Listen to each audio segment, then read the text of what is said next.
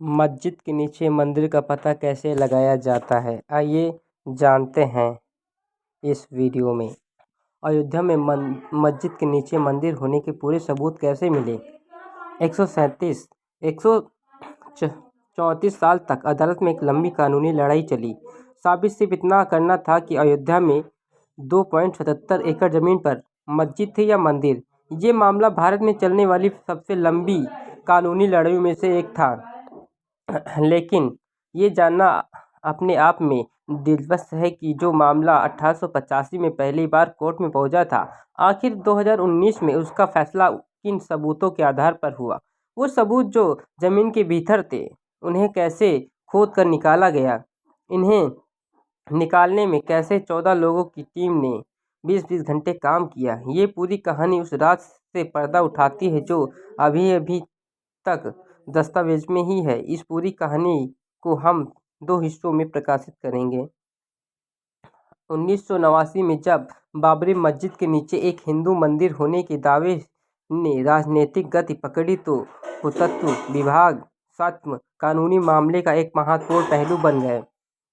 अक्टूबर 1990 में भारतीय पुरातत्व सर्वे के पूर्व निदेशक बाबा बीबी लाल ने 1975 में 1980 तक अयोध्या में किए गए उत्खनन के बारे में एक लेख लिखा था, जिसमें ईंटों के ढेर की एक तस्वीर शामिल थी,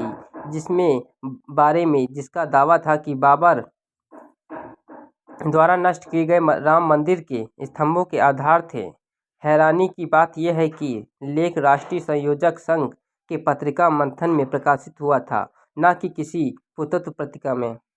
10 फरवरी 1991 में विजयवाड़ा में एक व्याख्यान में लाल ने कहा था कि ये पता लगने का एकमात्र तरीका था कि बाबरी मस्जिद के नीचे कोई मंदिर था या नहीं, मस्जिद के नीचे खुदाई करना है।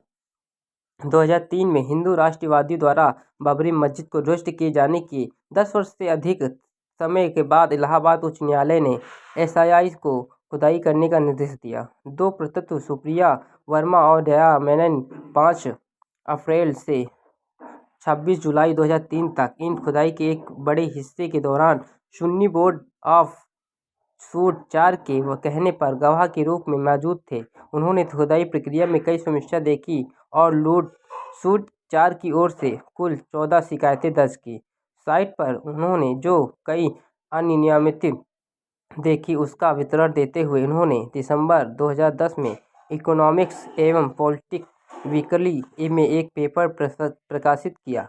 उन्होंने तर्क दिया कि एसआई के पास स्तंभों के आधार को तलाशने की एक पूर्ण योजना थी। खुदाई के पश्चात विधि ने पुरातत्व के मौलिक सिद्धांत को उल्लंघन किया। यहाँ तक एसआई की रिपोर्ट में 20 स्तंभ आधारों की योजना देख सकते हैं। मंदिर का सिद्धांत मुख्य रूप से इन स्तंभों के आधार पर आधारित है। जैसा कि पहले उल्लेख किया गया कि ये बीबी लाल ही थे जिन्होंने बाबरी की तरह स्तंभ मंदिर के साक्ष्य के रूप में स्तंभ आधारों के महत्व के बारे में पहली बार बात की थी।